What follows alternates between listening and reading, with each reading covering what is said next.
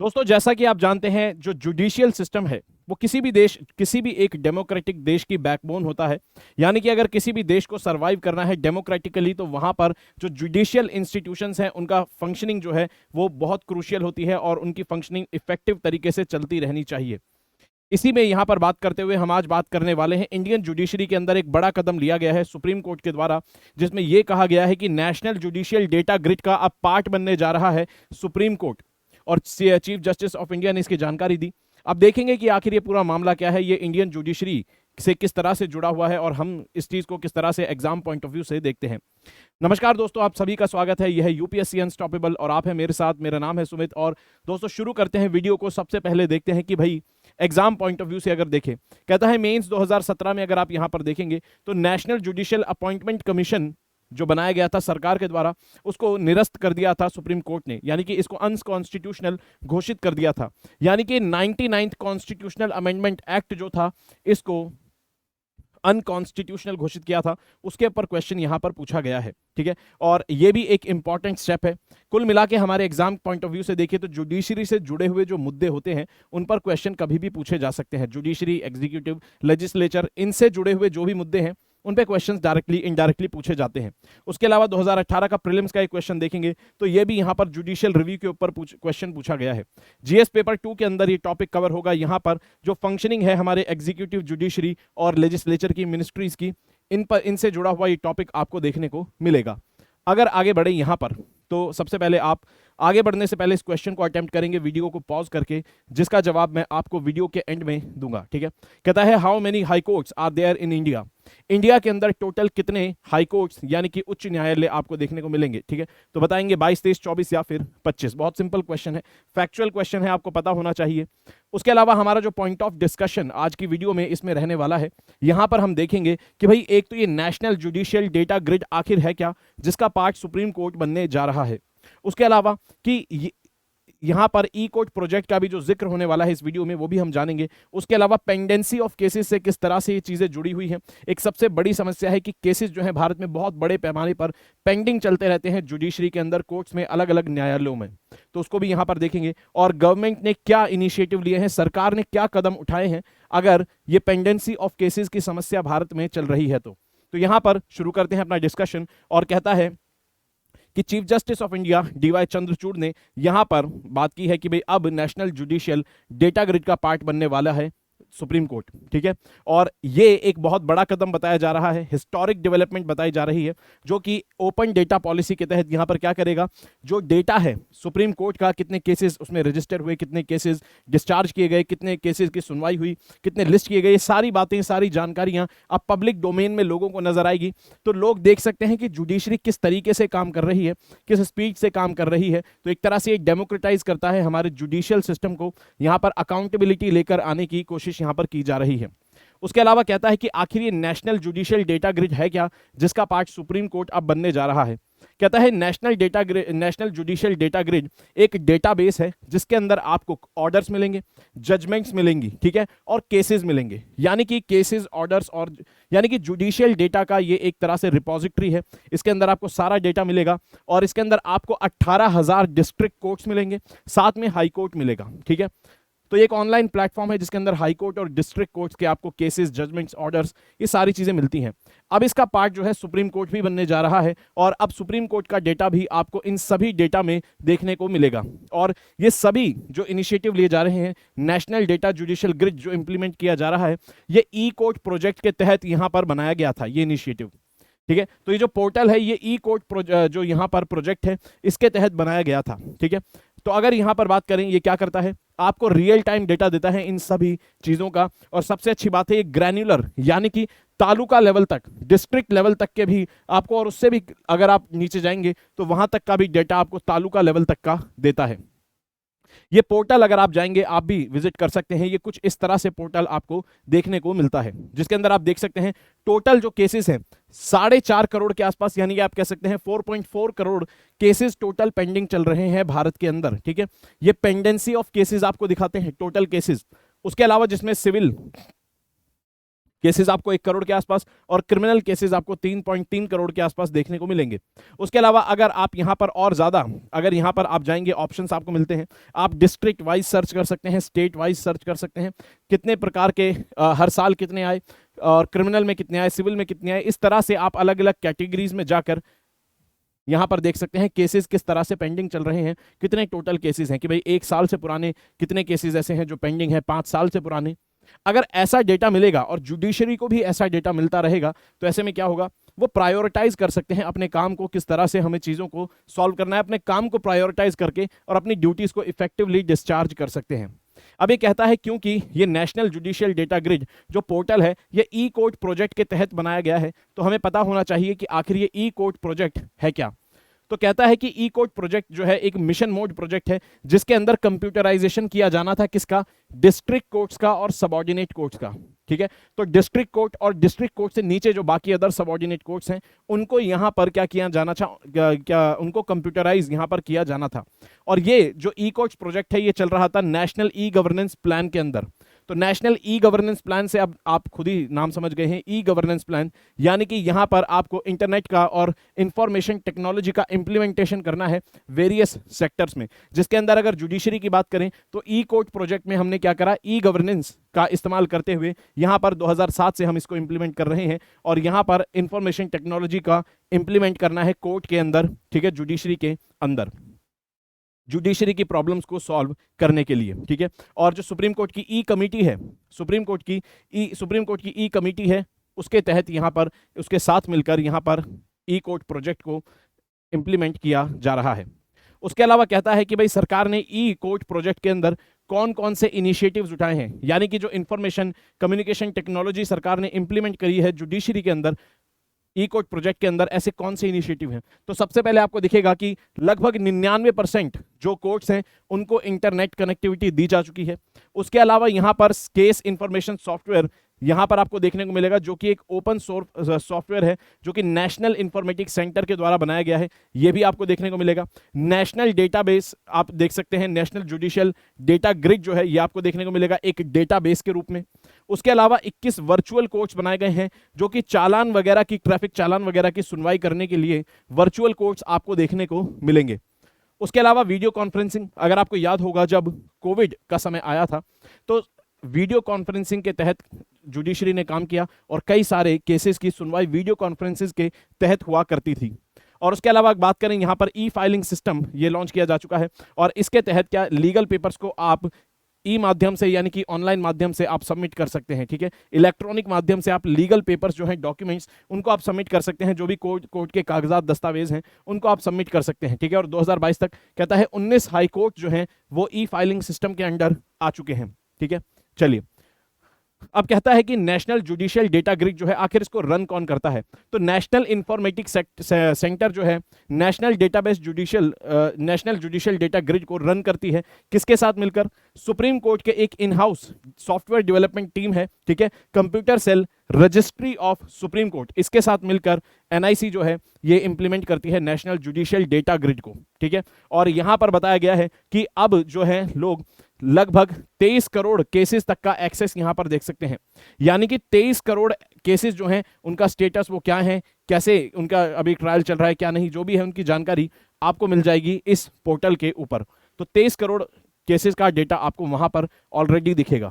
4 करोड़ तो वो है जो पेंडिंग है, ठीक है, तो जिनकी सुनवाई हो गई नहीं हुई, जो भी है सब कुछ मिला के 23 करोड़ का डेटा आपको मिलेगा। ठीक है, तो आप देखिए कितना बर्डन इंडियन जुडिशरी में है कि करोड़ों में केसेस आपको देखने को मिलते हैं। उसके अलावा अगर बात करें तो नेशनल जुडिशियल डेटा ग्रिड के आखिर फायदे क्या हैं, ये जुडिशरी को कैसे फायदे पहुंचा सकता है। तो यहां पर अगर देखें कहता है कि मॉनिटरिंग टूल के रूप में इस्तेमाल किया जा सकता है। जैसे कि यहां पर अगर बात करें कहता है कि सुप्रीम कोर्ट में 2023 के अंदर जो पेंडेंसी थे केसेस के, सुप्रीम कोर्ट में लगभग 60,000 केसेस जो थे पेंडिंग थे। ठीक है, 2023 के अंदर 60,000 केसेस जो है लगभग 64,000 के पास आपको पेंडिंग दिखेंगे। कहता है जब इसको देखा गया मंथली डेटा के हिसाब से, तो मंथली डेटा के हिसाब से ये पाया गया कि लगभग 5,000 के आसपास केसेस जो हैं ये डिस्पोज किए गए हैं। ठीक है, और अगर बात करें उससे पहले तो लगभग 5,000 केसेस जो हैं वो आपको देखने को मिलेंगे डिस्पोज किए गए हैं। कहता है कि लगभग 5,500 के आसपास केसेस इंस्टीट्यूट यानी कि लिस्ट किए गए। ठीक है, सुप्रीम कोर्ट के आगे गए, उनमें से 5000 डिस्पोज ऑफ कर दिए गए। कहता है कि लगभग 5000 सुप्रीम कोर्ट के आसपास केसेस जा रहे हैं मंथली, और मंथली 5000 केसेस जो है सुप्रीम कोर्ट उनका निपटारा कर रहा है। तो इसका मतलब एक चीज पता चलती है, फिलहाल स्टेटस ये है कि सुप्रीम कोर्ट के पास जितने केसेस जा रहे हैं लगभग उन सभी का सुप्रीम कोर्ट निपटारा कर दे रहा है। इसका मतलब क्या है? इसका मतलब यह है जो पेंडेंसी बनी हुई है, ये पुरानी पेंडेंसी जो है, लेगेसी जो चलती आ रही है केसेस की पेंडेंसी की, उसकी वजह से है। ठीक है, तो जो लेगेसी केसेस हैं, जो पुराने केसेस जो पेंडिंग चल रहे हैं, उनकी वजह से आपको मेन पेंडेंसी दिखेगी। फिलहाल सुप्रीम कोर्ट जो है हर मंथ जितने उसके पास आ रहे हैं लगभग उतने केसेस का निपटारा कर रहा है। तो आप क्या कर सकते हैं, इस तरह से कितना डेटा आ रहा है, कितना जा रहा है, आप अलग अलग कोर्ट्स में एनालाइज कर सकते हैं और आप परफॉर्मेंस चेक कर सकते हैं, जुडिशरी अलग अलग लेवल पर किस तरह से परफॉर्म कर रही है। उसके अलावा आप यहां पर स्पेसिफिक जो प्रॉब्लम्स हैं, ठीक है, कुछ स्पेसिफिक समस्याएं हैं केसों के निपटारे में, आप उसको देख सकते हैं। जैसे कि मान लीजिए कहीं पर आपने देखा किसी डिस्ट्रिक्ट में या किसी स्टेट के अंदर जो जमीन से जुड़े हुए केसेस हैं, ठीक है, लैंड डिस्प्यूट से जुड़े हुए केसेस जो हैं वो एकदम से बढ़ गए। तो ऐसे में यहां पर अंदाजा लगाया जा सकता है कि भाई उस स्टेट के अंदर हो सकता है लैंड को लेकर जो पॉलिसी हो उसमें कोई समस्या हो, इस वजह से लोगों का लिटिगेशन वहां पर ज्यादा बढ़ रहा है। उसके अलावा यहां पर एक डेटा बताया गया है कि सन 2000 से पहले सुप्रीम कोर्ट की अगर बात करें, ठीक है, सुप्रीम कोर्ट के आगे सन 2000 से पहले 100 या 100 से कम केसेस जो थे वो पेंडिंग हुआ करते थे। तो हर मंथ जो है 100 या 100 से कम केसेस भी पेंडिंग हुआ करते थे। सन 2000 के बाद यहां पर आपको देखने को मिलेगा केसेस में राइज। तो अब यहां पर क्या हो सकता है, सुप्रीम कोर्ट ये प्रायोरिटाइज कर सकता है अपना काम कि कौन से केसेस 2000 से पहले के हैं, कौन से सन 2010 से पहले के हैं। तो प्रायोरिटाइज करके अपने कामों का, केसेस का निपटारा किया जा सकता है। ठीक है, चलिए, तो यहां पर आप कह सकते हैं कि ये जो टूल है ये आपको अपनी प्रॉब्लम एनालाइज करने में भी हेल्प कर सकता है। ठीक है, परफॉर्मेंस एनालाइज करने में हेल्प कर सकता है, प्रॉब्लम एनालाइज करने में हेल्प कर सकता है। ठीक है, ये सारी चीजें आपको देखने को मिलेंगी। उसके अलावा कहता है हम इतनी देर से पेंडेंसी की बात कर रहे हैं अगर, तो पेंडेंसी के कारण क्या है, जुडिशरी में क्यों केसेस इतने ज्यादा पेंडिंग है। तो यहां पर अगर बात करें तो आपको एक तो वैकेंसी सबसे बड़ा कारण दिखेगा। आज भी अगर आप हाईकोर्ट देखें, हालांकि सुप्रीम कोर्ट में अभी वैकेंसी आपको नहीं मिलेगी, लेकिन आज भी अगर हाईकोर्ट अगर आप देखेंगे तो जैसे आप इलाहाबाद हाईकोर्ट देखेंगे, पटना हाईकोर्ट देखेंगे, बॉम्बे हाईकोर्ट, पंजाब हाईकोर्ट, इन सभी हाईकोर्ट्स में आपको, मद्रास हाईकोर्ट, सब कुछ अगर आप मिला लेंगे ऑन एन एवरेज 25% के आसपास आपको वैकेंसी मिलेंगी। यानी कि ऑन एन एवरेज सभी हाईकोर्ट में, इन सभी बड़े बड़े हाईकोर्ट्स में 25% के आसपास पद जो है वो आपको खाली मिलेंगे। बाकी जो हाईकोर्ट्स हैं उनमें भी बहुत सारे पद खाली हैं, यानी कि 25% से कम तो काफी सब में खाली हैं। तो 25% तो आपको ऑलमोस्ट हर जो बड़े हाईकोर्ट्स हैं उनमें मिलेंगे। उसके अलावा सबऑर्डिनेट जो जुडिशरी है उसमें पुअर इंफ्रास्ट्रक्चर आपको देखने को मिलेगा कि भाई इंटरनेट कनेक्टिविटी खैर अब आ गई है, पहले नहीं थी, तो केसेस पेंडिंग वहां पर चल रहे थे।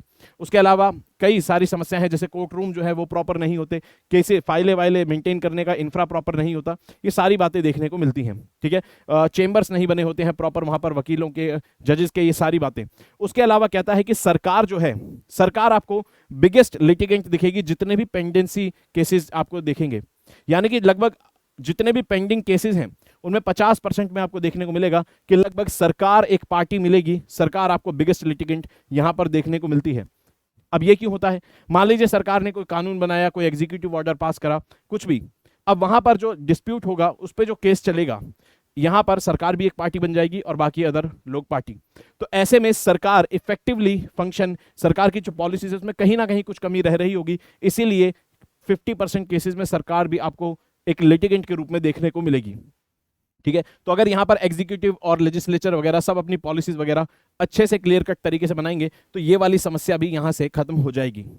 उसके अलावा कहता है कि यहां पर जुडिशरी को जो बजट एलोकेशन होता है जीडीपी के रिस्पेक्ट में, तो देखें तो 0.08 to 0.09% होता है, जो कि बहुत कम है। अगर कंपेयर करें, यहां पर कुछ कंट्रीज हैं, इन कंट्रीज में ही इतना कम बजट पास होता है जुडिशरी के लिए, लेकिन यहां पर इन कंट्रीज में इंडिया जैसी विकराल समस्या केसेस की पेंडिंग की नहीं है। ठीक है, तो यहां पर जरूरत है भारत के अंदर बजट भी बढ़ाया जाए जुडिशरी के लिए।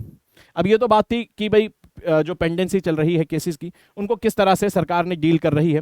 सरकार ई कोर्ट प्रोजेक्ट चला रही है, इलेक्ट्रॉनिकली जो सॉल्यूशंस हैं उनके तहत सरकार कोशिश कर रही है कि इस समस्याओं को समाधान इनका किया जाए। इसके अलावा अगर बात करें जुडिशरी के अंदर ट्रांसपेरेंसी लाने के लिए पिछले 2 साल के अंदर सरकार ने बड़े कदम उठाए हैं, जैसे कि आपको देखने को मिलेगा यहां पर फरवरी 2022 के अंदर, फरवरी 2023 के अंदर, इसी साल फरवरी 2023 के अंदर सरकार ने आर्टिफिशियल इंटेलिजेंस के थ्रू लाइव ट्रांसक्रिप्शन, लाइव जो ट्रांसक्रिप्शन है उसको अलाउ किया है सुप्रीम कोर्ट के अंदर। मतलब सुप्रीम कोर्ट के अंदर जब जजेस जजमेंट दे रहे होते हैं या कुछ भी बोल रहे होते हैं, तो जो भी सुप्रीम कोर्ट के जजेस बोलते हैं उनको रिकॉर्ड किया जाता है। वो जो भी बोलते हैं जजेस, वो सारी बातें रिकॉर्ड की जाती हैं। तो यहां पर आर्टिफिशियल इंटेलिजेंस के थ्रू अब सुप्रीम कोर्ट के जजेस जो भी बोलेंगे उनको ऑलरेडी जो कंप्यूटर है वो रिकॉर्ड करता रहेगा।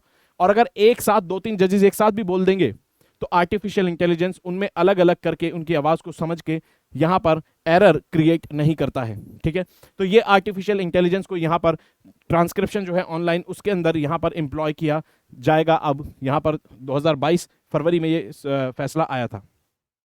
उसके अलावा 2023 के अंदर फरवरी में आया था। उसके अलावा 2022 के अंदर एक बड़ा आपको फैसला दिखेगा सुप्रीम कोर्ट के द्वारा कि लाइव स्ट्रीमिंग जो है वो अलाउड कर दी गई है।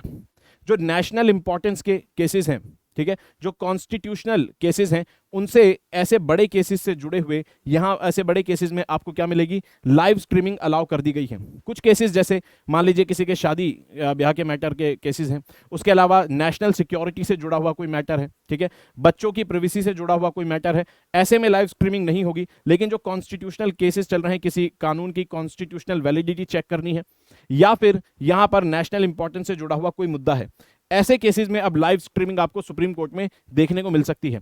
और ये जो लाइव स्ट्रीमिंग होगी ये पब्लिक डोमेन में आपको अवेलेबल होगी। ठीक है, और ऐसे केसेस की लाइव स्ट्रीमिंग आपको विदेशों में कई कोर्ट्स में देखने को मिलती है, यूएस वगैरह में। उसके अलावा यहां पर ये जो 2 स्टेप सरकार ने लिए, पेंडेंसी के अलावा ये अकाउंटेबिलिटी और ट्रांसपेरेंसी लेकर आते हैं जुडिशरी के अंदर। और जाहिर है बात, जब अकाउंटेबिलिटी और ट्रांसपेरेंसी होगी तो जो अपील पे अपील फाइल होती रहती है वो चीजें कम होंगी, तो पेंडेंसी भी कम होगी। उसके अलावा अगर बात करें, यहां पर पीआईबी की न्यूज है, कहता है कि यहां पर सुप्रीम कोर्ट ने सरकार ने एक स्कीम जो है, जो कि डेवलपमेंट ऑफ इंफ्रास्ट्रक्चर है, किसके लिए, जुडिशरी की। जुडिशरी का जो इंफ्रास्ट्रक्चर डेवलपमेंट करने के लिए एक स्कीम है, सरकार ने इसको मंजूरी दे दी है कि एक्सटेंड होती रहेगी, 2026 तक ये स्कीम चलती रहेगी और 9,000 करोड़ टोटल इस स्कीम के अंदर इसका आउटले है, यानी कि इसका बजट है। यानी कि अभी भी सरकार स्कीम चला रही है जुडिशियल इंफ्रास्ट्रक्चर को अपग्रेड करने की पूरे भारत के अंदर। ठीक है, तो सभी प्रकार की जुडिशरी आपको यहां पर देखने को मिलेगी। ठीक है, 2021 की ये न्यूज़ है। तो इन सभी तरीके से हम देखते हैं कि भारत के अंदर जो जस्टिस डिलीवरी सिस्टम है उसको और इंप्रूव किया जा सकता है। आप स्पेशल क्लासेस में दोस्तों मेरे साथ जुड़ सकते हैं, साथ में पेड कोर्सेज में जुड़ सकते हैं, जिसमें 6ठी से 12वीं तक की एनसीईआरटी को हम कवर कर रहे हैं यहाँ पर प्लस कोर्स में। और अनअकैडमी का कोई सा भी कोर्स खरीदना हो तो कोड लगाएंगे SM के लाइव। SM के लाइव कोड लगाते ही आपको भारी मात्रा में यहाँ पर डिस्काउंट मिलेगा। ठीक है, उसके अलावा आप देख सकते हैं 50% अगर आपको डिस्काउंट लेना है तो कोड लगाएंगे कोर्सेज पर SM के लाइव। 1 साल का कोर्स हो चाहे 2 साल का, आरंभ बैच है, फाउंडेशन बैच, 0 से तैयारी आपको यहां पर कराई जाएगी। ठीक है, और यहां पर भी आप देख सकते हैं अधिकारी से अभ्यर्थी से अधिकारी के सफर में यहां पर 50% डिस्काउंट लेना है तो कोड लगाएंगे SM के लाइव। यहां पर भी कोड रहेगा SM के लाइव, जो कि फाउंडेशन बैच आपको आरंभ बैच देखने को मिलेगा इंग्लिश में। ठीक है, CSAT और GS सब आपको यहां पर कवर होता हुआ मिलेगा। उसके अलावा 2025 का बैच भी आपको मिलता है, जिसमें 1-on-1 मेंटोरशिप, प्री और मेंस की टेस्ट सीरीज आपको मिलती है, ये भी, और कोड सेम रहेगा SM के लाइव। उसके अलावा कॉम्बैट टेस्ट 24 सितंबर को आप यहां पर अटेम्प्ट कर सकते हैं, जिसके अंदर 10 करोड़ तक के प्राइसेस हैं, 100% स्कॉलरशिप है। और यहां पर 11 बजे आपको जुड़ना होगा। कोड हमारा वही रहेगा दोस्तों, SM के लाइव। ठीक है, और यहां पर आप प्रीलिम्स और मेंस की टेस्ट सीरीज भी आपको अनअकैडमी के द्वारा देखने को मिलती है, जिसके अंदर CSAT और SC भी आपको कवर होते हुए मिलेंगे। तो आप मेंस का एग्जाम वैसे भी ऑलरेडी चल रहा है और आप देख रहे होंगे कि मेंस के अंदर प्रैक्टिस कितनी ज़्यादा इंपॉर्टेंट है। और अभी जो जैसे GS पेपर 1 आज आया उसको हमने देखा, तो GS पेपर 1 काफ़ी ज़्यादा मॉडरेट था, अच्छा खासा पेपर था।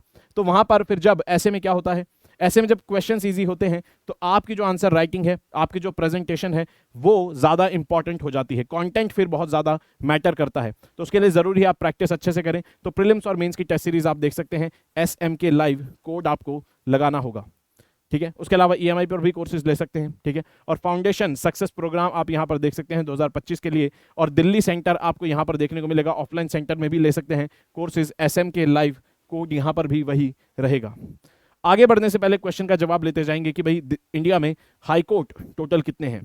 तो टोटल इस समय आपको 25 हाई कोर्ट मिलेंगे। लेटेस्ट हाई कोर्ट जो है तेलंगाना का आपको हाई कोर्ट देखने को मिलता है। उसके अलावा जाते जाते इस क्वेश्चन 2021 का एक क्वेश्चन है, इसको अटेम्प्ट करेंगे, ये भी जुडिशरी से ही जुड़ा हुआ आपको देखने को मिलेगा। ठीक है, चलिए, तो अगर वीडियो अच्छी लगी तो वीडियो को लाइक करेंगे दोस्तों, चैनल को सब्सक्राइब करेंगे, पढ़ते रहेंगे, अपना ख्याल रखेंगे। जय हिंद दोस्तों।